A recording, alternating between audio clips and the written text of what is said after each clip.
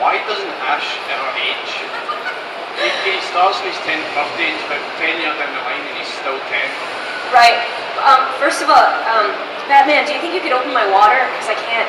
You can't. Oh, could you? Thanks, Doug. I need a man, a superhero. I need someone. Thank you. I can't handle it on my own. Thank you. Some things I just can't do. Thank you so much. Thank you. Okay. So Ash, 10. I have no problem with Ash staying 10 years old because I just love who he is. I know a lot of people do have a problem with that, especially where romance is concerned. And, who should he go out with and all, which I think as a 10-year-old probably shouldn't go out with anyone. A lot of The Simpsons, everybody stayed the same on that cartoon. But really, I think Ash is the embodiment of that 10-year-old inside all of us. That when you were 10, if you think back, some of you a couple years, some of you a few more years, back to when you were 10, anything was possible at that point. That was when you were figuring out what you wanted to do, who you wanted to be. And you could change your mind every day. And the adventures that you have when you're 10 are very different from the adventures you have when you're 25, And so I kind of like that he stays the same. That everything is always open to him. He has no bills to pay. He's out. And I really like that. And I think for all of us, we can lose ourselves in that show because we don't have all the responsibilities that come with getting older. And we can remember when we were 10 and had that. And that's what I think we as adults all need to come back to sometimes. What did we as the 10-year-old want to do? And where are we going now? It helps guide you again. So I don't have a problem with him being 10 for that. And other things you may have been in. So one of your favourite quotes from a show or from Pokemon? Well, I love the episodes where Ash gets to show real emotion and kind of you see that he's a real kid. I loved after a big battle and Pikachu would come back and he'd say, "Hey buddy, you deserve a good long rest." Those little, or like, "Hey Rocco," when he was very, those things I love. Of course I love, "I choose you!" which I got to say a million times. Pikachu, Thunderbolt! Maybe not one of my favorites. After a while you're like, couldn't he choose something else?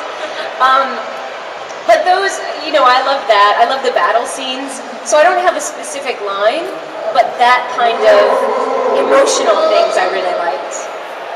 Do you have a favourite line outside of Pokemon, like from the show you may have done, like possibly your general acting career, not just your voice acting career? No, I was gonna say as myself, I got cast in that show. When I auditioned for many things, and I think as an actor, you have to really commit to, regardless the project, you have to really commit to it. And when I audition for something, I imagine what it would be like, who the character is, and really invest myself. So one of my favorite things is being cast in something that I really wanted to do. What's one of your greatest convention moments? My favorite convention moments? Yeah.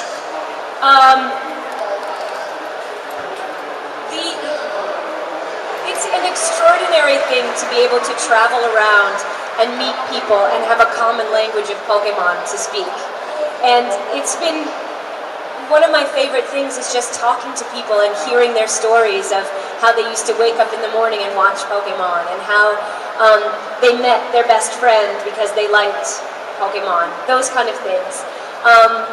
That's been amazing and such an honor to have been part of that, to be in people's living rooms while they were growing up and then suddenly be right in front of them. I think some of the weirder moments are, someone made this amazing costume and she had a kind of a Pokeball bra, which I had to sign. Kind of crazy, awkward. She was wearing it. Interesting. Not what I do in my normal life, really, signing someone's thigh. not so much. I don't get that close to people normally, but things are generally a little more tame than that. Have you ever had a fan come up to you and just out of the blue just done something you wouldn't expect? Come up and do something? Yeah, literally just do something like you wouldn't expect, like go crazy, jump and hug you, something like that. No, I'm not saying you should do that either. I'll remember this convention for how lovely everyone was. Out of some of the people that have been here in the past, I mean, as I was saying to you, Vignana's been here in the past. I think one of his experiences, someone came up to him and roped him. Oh gosh, no. Roped him. No, that's not happened to me. Again, not necessary. I'm having a great time. So no bad fan experiences then? No, I mean, it's not that funny for me to tell you that I meet the loveliest people, and it's extraordinary. It's not funny because there's no weird things that really happen to me. I just hear stories of people who met and are now married, and just great things, and that's enough for me. But nothing really strange like that. I will say though that no one in my real life ever recognizes me, so the fact that I can come here and people are actually coming up and talking to me, and that's extraordinary enough. I did see someone on the bus. What's that? We were on the bus. Can you hear me? Now you can? We did see someone on the bus one time, actually, in New York.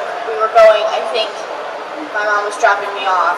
School or something, right? Yeah. I don't know, somewhere, and we saw this woman who had come up to like a convention or something, and she recognized us, and she was talking, and the bus was so crowded, and there she was, and there we were, and she was like, oh, hi, and we were like, oh, hey, and she was just going to school.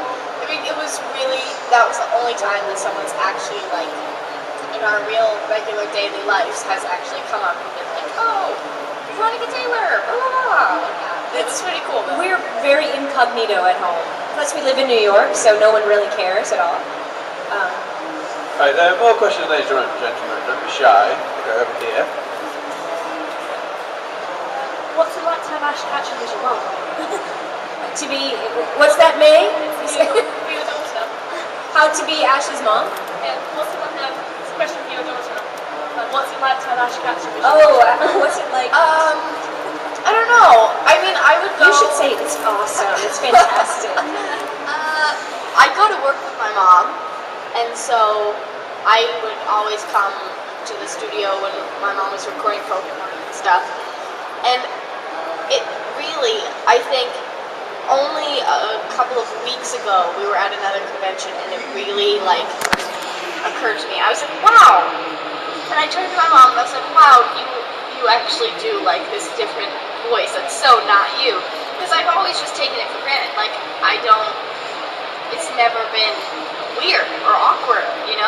We have a question over here. What Pokemon would you actually have if you were actually a Pokemon trainer? I can't really hear the question. What Pokemon would you have if you were a Pokemon trainer? What Pokemon would I have if I were? Well, I would definitely choose Pikachu. Pikachu's a great companion. Thundershock, Thunderbolt, all of those really work in any situation. Probably they could charge your phone in, if your power were out. We had a hurricane last year. Just a little bit, though. Just a little. Because you don't want to... It would blow the phone out, wouldn't Yeah, it? that would be bad. I think Pikachu's quite useful. Probably could cook something when our electricity was out. Charizard. We could fly around when the subway was out. Yeah, I would go with that. I think you just have to choose Pokemon for practical use. I would in my normal life. Oh, because I don't battle that much. Mr. Mime, because he cleans, right? We could totally use a Mr. Mime around the house. If there's That's a very now. I've never seen That's Mr. a good Mime go in a Pokeball. No. Has anyone? Never, right? He's kind of like he could be a nanny or Mr. Nanny Mime. woman, man, whatever. So those would be our three. Or someone that could cook. I mean, I guess he could cook. He probably right? cooks. He has an apron on. Charizard would be good if you're out in the wilderness. Camping. Tail. So Charizard, Mr. Mime, and Pikachu. I think we got it down. Yeah. Is that Lapras suitable for like an extra? when we sail? We we'd could go. take Lapras to England. We could. That would be. And then that would be pretty long. I don't know. I've been working on some other cartoons. I'm working on a project right now that we just started that's about a bunch of animals who run a snack shop in space. And that should be, I don't know, it's coming out on really cute. Sprout, which is, I think it was going to be on Nickelodeon, and I'm not sure. I'm new to it, so I don't have any news on when that's coming, but I will post that at some point. I'm really excited about that. It's the cutest thing I've ever worked on, except for Pokemon. But so that I'm working on a lot of audiobooks, and I work on Mofi, which is a Japanese character that's being made by an Italian company as a stop-action cartoon that's all made of cotton. And we're in our second season of that. It's playing in Australia and I think Germany and France right now. But the English version, definitely Australia, may be coming here. I'm not sure, it's short things. So I'm pretty busy with a lot of things, different things. Hello. I was just going to ask, as a voice actor, can you do lots of regional accents? I can't hear because this. Can you do lots of accents? Like Oh yeah, I do a lot of French, different accents. Yeah, yeah. around the house as well. Yeah, like Welsh, Irish. Welsh I can't do at all. I really can't get that. Or Jamaican. Yeah, Jamaican. Those are very hard for me. But I usually, if I don't know it off the top of my head, if I can listen to it for a couple of minutes, I can figure it out and do it. I have to do a lot of accents for work. I do a lot of even English as a second language audio workbook stuff, and I do a lot of accents for that. Yeah, I love it. I think it's really fun, but certainly I studied that in school, and being able to make those sound replacements is a great challenge for me. I'm not going to do any accents now, though, to judge me. What about impressions? Can you do impressions of anything? I don't really do impressions. They would be mostly like this. Here's my Jack Nicholson. Hey. Here's Meryl Streep. Hey. You know, it'd all be the same, probably. I'm not so good with that. But I didn't realize how funny it was to do impressions. I just never realized it until so many people I know are always busting out their impressions. I need to work on that. It's so amazingly funny. Or you could just, while everyone's doing your impressions, you could be like, oh yeah, listen to this. And you just say a voice, you just do something. I make it up. And then they're like, oh, who's that? You're like, oh my god, you don't know who they are? And I'll then just you make up the person. Make up Yeah. people all the time. You create your own, that's My own that's impression. your own thing. Yeah. I'm going to work on it Your though, own for the next impressions time. of Other your own people. characters. Yes. This is my impression of Ash. Hey! Yeah, that's it's really good. bad. It's really Yeah. good. Do either of you play the Pokemon games? I've not I really have. played, but I have Fire Red on my DS. That really is kicking the it one old school that in our I house. have. Yeah. I have played it. When I got it, I played it. That's the only game I played. Because also I love how the cartridges had their own separate spot in the DS. So for my DS, it's always in there because it had something. I just love how it sticks in the bottom and it's not the little card. So I always have it. I can play one game and then I'm like, oh, I'll play Pokemon now. But I've reached a point in the game where I don't know what to do. All I'm doing is walking around because I've collected, I've done battles and stuff, but I can't get into this one building. It just gets me really frustrated after a while, so I just stop. If anyone has advice, But for Rena, I do play it occasionally. how about I like any it. of you I like guys? how they're so small. Oh, those and little they're people, right? walking around like that. Oh, I love just watching it. Any of you guys play the Pokemon games? Yeah? Yeah? Does anyone play the old ones with the cartridges that go in, or do you all just play with the little cards? Excellent, excellent. I think they're selling some here Oh, too. yeah. Yeah, in boxes. Get another one. Anyone else? Rena, quick question to you. Yes. You said yesterday that you've also done a little bit of voice acting yourself. What's your outlook on it as you're much younger? So what's your outlook on it? What have I done? Or what's... I don't know, it's pretty cool. I mean, most of the stuff that I did was really small. Like, I was on Pokemon. My mom and I were Centrit.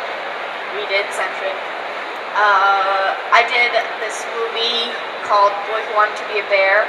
I was like the little girl bear. You were in it too. But I mean, it's interesting because most of my friends, like I did that a while ago. I don't do a lot now. Maybe I'll do some like ESL, which is just really slow reading, like, oh, blah, blah, blah. I mean, like, it's very slow, but it's kind of fun to do. But it's neat because that's something that not a lot of people do. Like, what my friends and stuff, they don't really know a lot about it. And so it's kind of neat because it's kind of something that separates me, and so